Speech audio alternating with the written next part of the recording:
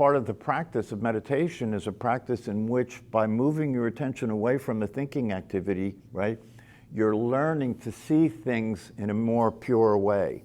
You're learning to see things not in terms of what you think they are, right, but you're learning to actually see what's there without knowing what it is. You know, I was listening to Francis Lucille talk to one of the students, and this student said to him that he had had an enlightenment experience where, the way he said it, he disappeared. You know, that's the way it's talked about sometimes, you know, that the personality disappears and you're just experiencing being, right? And he said that it was very fulfilling and exciting and enlivening and all that. But then he said it faded, right? And he became desperate to get it to happen again, to experience it again. So he went to India, he went to Thailand, you know, he did all these things that he thought would help him to return to that experience, and he wasn't able to return to that experience. So he was saying to Francis Lucille, can you say anything to help me? And what Francis Lucille said to him was, he said, focus on that one thing that you have certainty about that's true and real. All these other things, in terms of the experiences that you had that came and went, you know, the experiences that you had that you want to get back, right?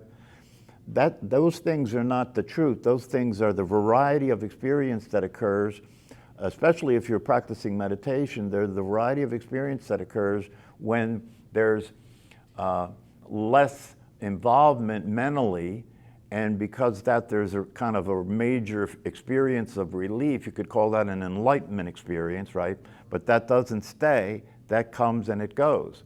Whatever comes and goes, right, is not your true nature.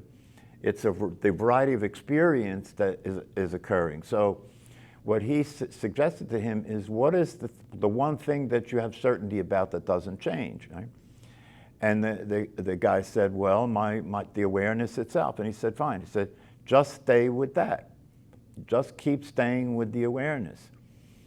You know, one of the things that occurred to me recently, I was thinking about my own experiences, and there have been times in my life, and I'm sure this is true for other people, that you get upset, and the upset is so overwhelming and so intense, right, that there's nothing you can do to control it, and you actually feel crazy, especially if you're a practitioner, you know. You feel crazy because you can't stop the thinking from connecting with your attention. You know, you could call it obsessing. It's a neurotic obsessing that goes on, especially if something happens that really upsets you, right? And you start noticing you just can't stop the thinking activity and the patterns of thinking and feeling, and it feels like you're crazy. But the thing about it is, and the key that comes from the practice, is even when that's the case, can you look at it and watch it instead of experience that you are it? Because no matter how bad it gets, no matter how intense it gets, no matter how upsetting it gets, right, you can look at it and have it be in your view instead of being it and identifying with it in such a way that you feel crazy and out of control and there's nothing you can do. That's the beginning of the benefit of the practice of meditation, when you can go through experiences, and no matter how uncomfortable they may be, no matter how intense the emotions may be and the physical sensations may be, that you can look at it and not identify with it, and because you can look at it and not identify with it, you're free from having to act it out. You know what I mean? Before you have enough practice to be able to do that, you have no choice about whether you act it out. You know? Have you ever been upset and noticed that you just can't stop yourself from expressing that upset? You can't stop yourself, because when you get into identifying with it, it occurs to you to be true. When you get into identifying with it, it occurs to you to be true. So if it occurs to you to be true that somebody is trying to hurt you, or it occurs to be true that somebody's been insensitive, or somebody really is, somebody that is not your friend, and whatever it is that's playing, right? if that occurs to be true, then you're going to act as if it's true, and you're going to go into an aggressive defensive posture. You're going to go into survival.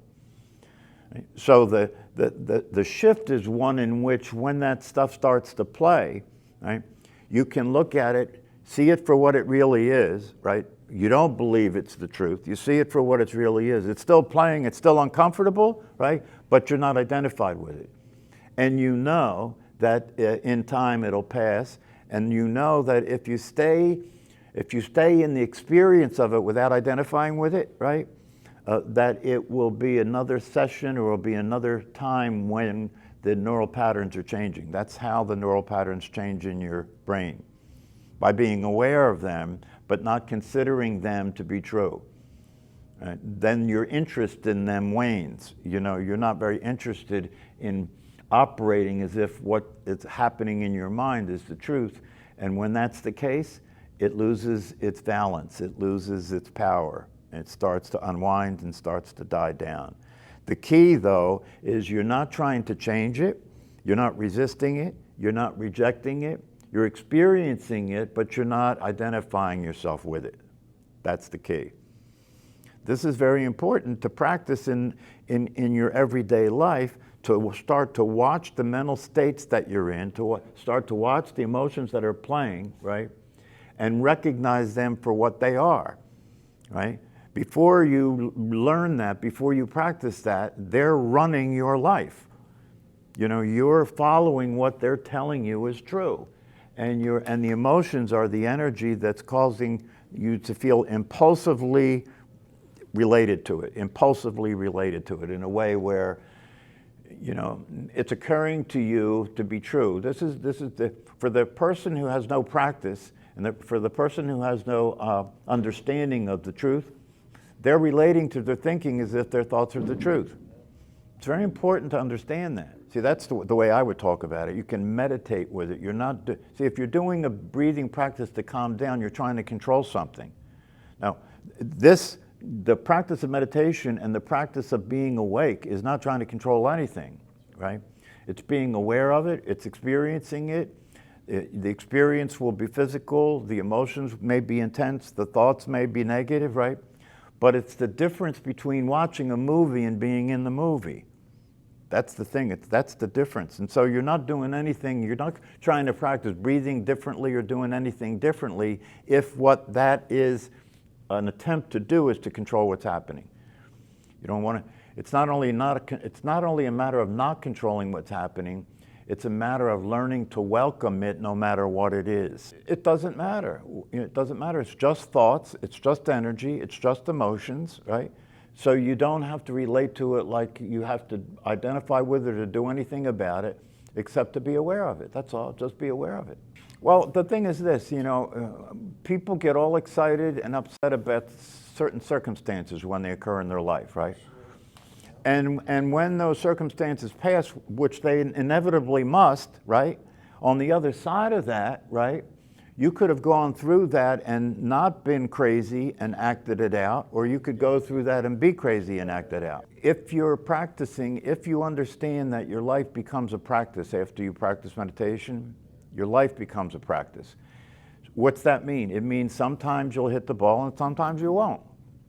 If you don't hit the ball, you're not attached to it. You don't take a bad trip about it. You don't feel guilty or ineffective or any of that stuff. You just said, okay, if you have a relationship with somebody and there's an understanding there that you're going to support each other in staying awake, you're going to support each other in being sane, then it may be very useful for the other person to say, you know, I am going crazy at the moment, excuse me, or you appear to be going crazy at the moment, you know, are you aware of that, right? And if you're holding it in that context, it's actually a loving and supportive way of talking to one another. But if you don't have that agreement and you say, oh, you're crazy, that's the beginning of a fight. But even if you catch it before, that doesn't mean it's not going to play out.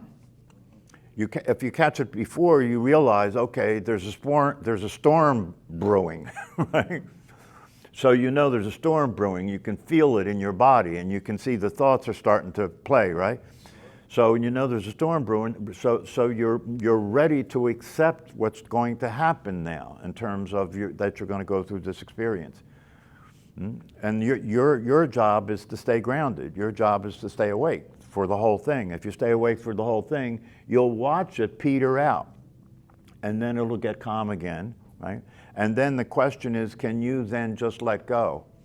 Or else, you know, if you can't just let go, you'll go back and review the whole thing and bring the upset back up again, like that. Stay sane, try and remain awake.